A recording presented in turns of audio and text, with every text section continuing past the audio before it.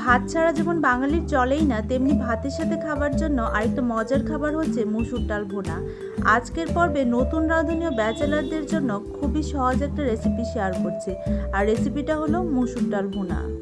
Hello foodies, welcome to PC food story. চলুন তাহলে কথা না বাড়িয়ে ঝটপট বানিয়ে ফেলি মসুর ডালের ভুনা। ডাল ভুনার জন্য প্যানে দিয়ে দিলাম 1/3 কাপ রেগুলার রান্নার তেল, তারপর দিয়ে দিলাম 1/2 কাপ পেঁয়াজ কুচি। পেঁয়াজটাকে তেলের সাথে কিছুক্ষণ ভেজে নেব, একটু নরম হওয়া পর্যন্ত অপেক্ষা করব। এ পর্যায়ে এর মধ্যে অ্যাড করে দিচ্ছি কিছু রসুন কুচি ও কাঁচামরিচ কুচি। এবার কাঁচামরিচ ও রসুনটা একটু নরম হয়ে গেলেই অ্যাড করে দিচ্ছি 1 কাপ মসুর ডাল।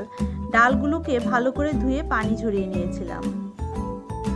তারপর দিয়ে দিচ্ছি পরিমাণ মতো লবণ দিচ্ছি 1.5 চা চামচ। অ্যাড করে দিচ্ছি 1/2 চা চামচ হলুদ গুঁড়া। এবার ডালটাকে কিছুক্ষণ নেড়েচেড়ে ভেজে নেব। ভাজা হয়ে গিয়েছে, এখন এর মধ্যে অ্যাড করে দিচ্ছি 1.5 কাপ পানি।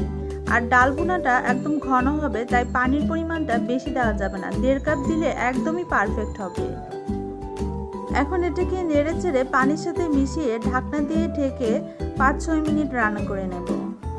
ফিরে এলাম 5-6 মিনিট পর, ঢাকনাটাকে উঠিয়ে নিচ্ছি। এবার আবার এটাকে নেড়েচেড়ে মিশিয়ে নিলাম। ঢাকনা দিয়ে ঢেকে আরও 5-6 মিনিট রান্না করে নেব। ফিরে এলাম 5-6 মিনিট পর, ঢাকনাটাকে উঠিয়ে নিয়েছি। ডালটা সেদ্ধ হয়ে গিয়েছে। এখন এর মধ্যে অ্যাড করে দিচ্ছি কিছু চেরা কাঁচামরিচ ও কিছু ধনিয়া পাতা কুচি। আপনারা চাইলে এখানে টমেটো কুচিও ব্যবহার করতে পারেন, তবে আজকের ডাল রান্নাটা একদম আমি আমার মায়ের স্টাইলে করছি।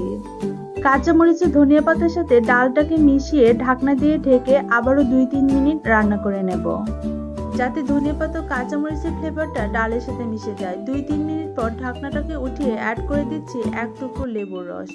আর এই লেবুর রসটা অপশনাল, আপনারা চাইলে নাও দিতে পারেন, তবে লেবুর রসটা দিলে খেতে আরও ভালো হবে।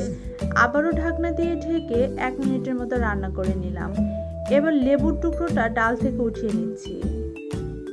এবার একটু নেড়েচেড়ে মিশিয়ে নিলেই আমার ডাল ভুনা একদমই রেডি। গরম গরম ভাতের সাথে এই ডাল ভুনাটা খেতে কিন্তু অসাধারণ লাগে। তো ফুডি ফ্রেন্ডস, তৈরি হয়ে গেল মসুর ডালের ভুনা।